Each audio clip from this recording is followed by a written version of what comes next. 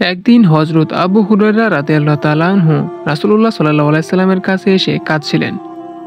রাসূলুল্লাহ সাল্লাল্লাহু আলাইহি সাল্লাম জিজ্ঞেস করলেন, হে হুরায়রা, তুমি কাঁদছো কেন? হুরায়রা বললেন, আমার মা আমাকে মেরেছেন।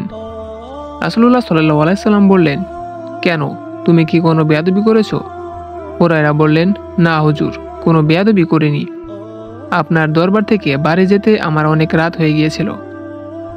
দেরির কারণে জিজ্ঞেস করায় আমি আপনার কথা বলেছিলাম, আর আপনার কথা শুনে মা রেগে আমাকে মারধর করলেন আর বললেন, হয় আমার বাড়ি ছাড়বি আর না হয় মুহাম্মাদের দরবার ছাড়বি।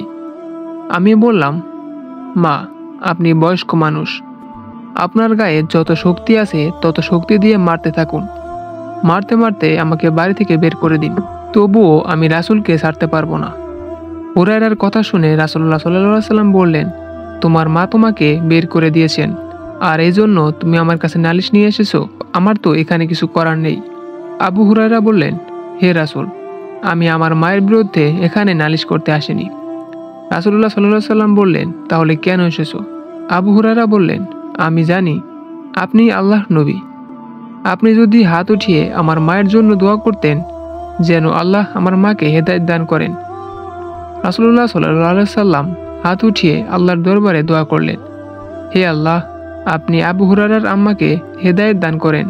রাসূলুল্লাহ সাল্লাল্লাহু আলাইহি সাল্লাম দোয়া করার সঙ্গে সঙ্গেই আবু হুরায়রা বাড়ির দিকে দৌড় দিলেন। পিছন থেকে কয়েকজন লোক আবু হুরায়রাকে টেনে ধরলেন এবং বললেন, হে হুরায়রা, তুমি দৌড়াচ্ছ কেন? হুরায়রা বললেন, তোমরা আমাকে ছেড়ে দাও, আমি দৌড়ে বাড়িতে গিয়ে দেখতে চাই আমি আগে পৌঁছালাম নাকি আমার নবীজির দোয়া আগে পৌঁছে গেছে।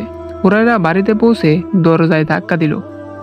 ভেতর থেকে যখন তার মা দরজা খুললেন তখন হুরায়রা দেখলেন তার মায়ের সাদা চুল বেয়ে পানি পড়ছে।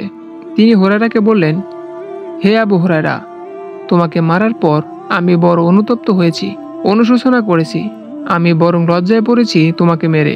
হে হুরায়রা, আমি গোসল করেছি, আমাকে তাড়াতাড়ি রাসূলুল্লাহ সাল্লাল্লাহু আলাইহি সাল্লামের দরবারে নিয়ে চলো।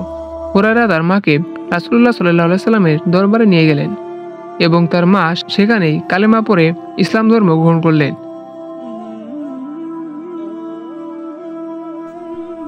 বন্ধুরা, ভিডিওটি ভালো লাগলে একটি লাইক দিবেন এবং পরবর্তী ভিডিও দেখার জন্য অবশ্যই চ্যানেলটিকে সাবস্ক্রাইব করার অনুরোধ রইল।